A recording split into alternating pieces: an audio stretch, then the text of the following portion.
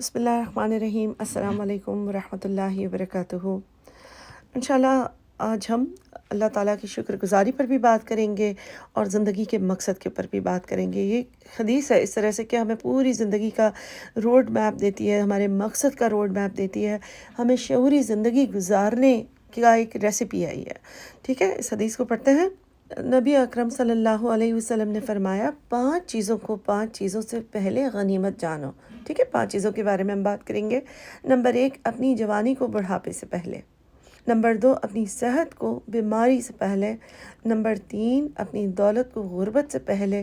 Number 4، اپنی فرصت کو مصروفیت سے پہلے۔ اور نمبر 5، اپنی زندگی کو موت سے پہلے۔ اب آپ دیکھیے کہ کتنا اچھا اللہ تعالیٰ نے ہمیں بتایا ہے نا نبی صلی اللہ علیہ وسلم کے تھرو، کہ یہ ہر ٹائم پاس ہو جائے گا، ہر چیز ایک فیز ہے زندگی کا، اور اس میں گم نہیں ہو جانا ہے، اس کو ہوش مندی کے ساتھ استعمال کرنا ہے۔ جیسے کہ نمبر 1، اپنی جوانی کو بڑھاپے سے پہلے۔ کیا کرتا ہے انسان جوانی میں؟ اس کی کیا خیالات ہوتے ہیں؟ اس وقت وہ یا تو اپنے دوستوں ہینگ آؤٹ کہاں کرنا ہے، انٹرٹین کیسے کرنا ہے، وہ سب سوچ رہا ہوتا ہے، یا پھر وہ سوچ رہا ہوتا ہے میرا کریئر کس میں ہوگا، میری پڑھائی کس میں ہوگی، میں نے آگے گھر کہاں بنانا ہے، جاب کہاں کرنی ہے، وغیرہ وغیرہ۔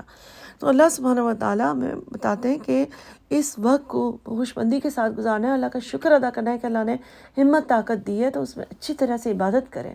جس طرح سے اللہ تعالیٰ نے ایک نوجوان کی عبادت کو بہت زیادہ درجہ دیا ہے، اس کا ثواب بھی بہت زیادہ رکھا ہے ایز کمپیئر ٹو ایک بوڑھے کی عبادت کا۔ کیوں؟ کیونکہ بڑھاپے میں تو کافی لوگ اس طرف آ جاتے ہیں نا۔ پھر ہم دیکھتے ہیں کہ جو قیامت کے دن عرش کے سائے تلے کے لوگ ہوں گے، ان میں سے ایک وہ ہوں گے نوجوان جنہوں نے جوانی میں ان کے دل مسجد میں لگے رہے تھے۔ اس کا کیا مطلب ہے؟ کہ بجائے اس کے کہ وہ ریسٹورنٹ ڈھونڈتے رہیں اور وہ سوچتے رہیں کہ کون سے سنیما میں جانا ہے اور کیا کرنا ہے، مسجد کے چکر لگاتے ہیں، نمازیں مسجد میں پڑھتے ہیں، ایکٹیویٹیز مسجد کی جوائن کرتے ہیں۔ پھر ہم دیکھتے ہیں اس حدیث میں ہمیں بتایا گیا ہے اپنی صحت کو بیماری سے پہلے۔ اس کو سپورٹ کرتی ہے ایک اور حدیث جس میں نبی صلی اللہ علیہ وسلم نے فرمایا کہ 2 نعمتیں ایسی ہیں جس کے بارے میں بہت سے لوگ دھوکہ کھا جاتے ہیں، ایک صحت اور ایک فرصت۔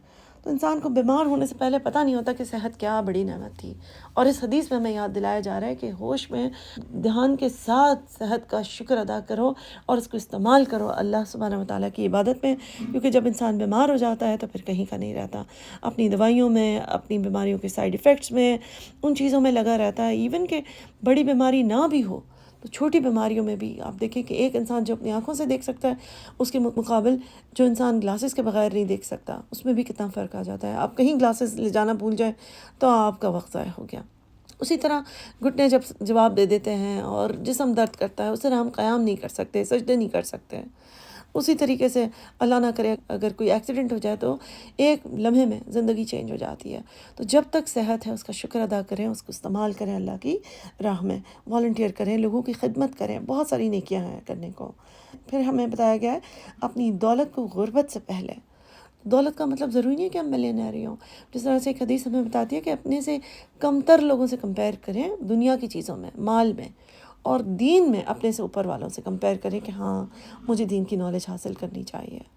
تو جو انسان اتنی مشکل سے اس کو کوئی جاب ملی ہوئی ہے کہ وہ اپنے بچوں کا پیٹ بھر سکے، اپنے بل بھر سکے، اپنا کرایہ دے سکے، تو وہ اسی کام میں لگا ہوا ہے۔ جو انسان صرف جاب ڈھونڈنے میں یا جاب کرنے میں یا دہاڑی پر ہے اور اس طرح محنت کرنے میں لگا ہوا ہے، تو اس کے پاس اس طرح سے عبادت کرنے کا موقع تو نہیں ملے گا کہ وہ رات بھر قیام کر سکے۔ لیکن اگر اللہ نے آپ کو کھانا پینا گھر دیا ہے تو آپ زیادہ سے زیادہ نفلیں پڑھیں، شکر ادا کریں اللہ کا۔ پھر ہم دیکھتے ہیں فرصت کو مصروفیت سے پہلے۔ یہ بھی ہم دیکھ چکے کہ انسان اس نعمت کے بارے میں دھوکے میں ہوتا ہے، کیونکہ جو انسان فارغ ہوتا ہے وہ ریئلائز نہیں کرتا کہ وہ فارغ ہے اور وہ مصروف نہیں ہے۔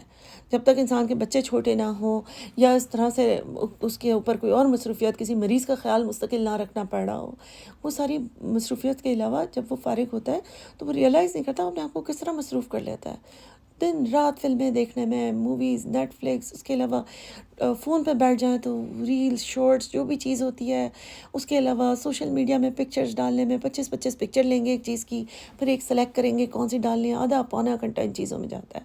اس کے علاوہ ہم کہاں ٹائم ویسٹ کرتے ہیں؟ سوچئے ذرا، مال جاتے ہیں تو گھنٹوں کے گھنٹے وہاں لگا دیے، ضرورت کی چیز لے کے واپس آنے والے انسان نہیں ہیں ہم۔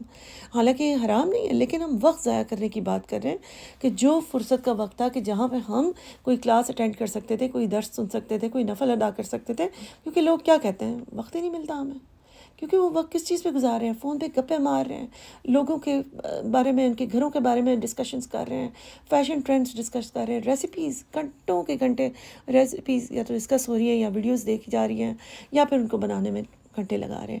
اور یہ بھی مباح کام ہے، گناہ نہیں ہے، لیکن وقت کو ہم کہاں لگانے کے بجائے، آخرت کا ذخیرہ جمع کرنے کے بجائے ہم کن چیزوں میں لگا رہے ہیں. اور پھر اس کے بعد ہے اپنی زندگی کو موت سے پہلے. یہ نبی صلی اللہ علیہ وسلم نے ہمیں جو چیز یاد دلائی ہے، اللہ سبحانہ وتعالیٰ نے ہمیں قرآن میں جگہ جگہ بتایا ہے کہ جب آخرت میں لوگ سزاؤں کو دیکھ لیں گے، آگ کو دیکھ لیں گے، تو وہ اللہ تعالیٰ سے گڑ گڑا کے دعا مانگیں گے کہ یا اللہ پلیز ہمیں ایک اور بار دنیا میں بھیج دے، ہم سب کام ٹھیک کریں گے. تو اس حدیث کو استعمال کریں اور اس کا فائدہ اٹھائیں، قدر کریں کہ اللہ تعالیٰ نے جو زندگی دی ہے میں اس کو ابھی سمجھ لوں کہ اگر کل میری موت آ جاتی ہے تو پھر میں آج کیا کام کروں گی. انشاءاللہ اسی طرح سے زندگی گزاری ہے.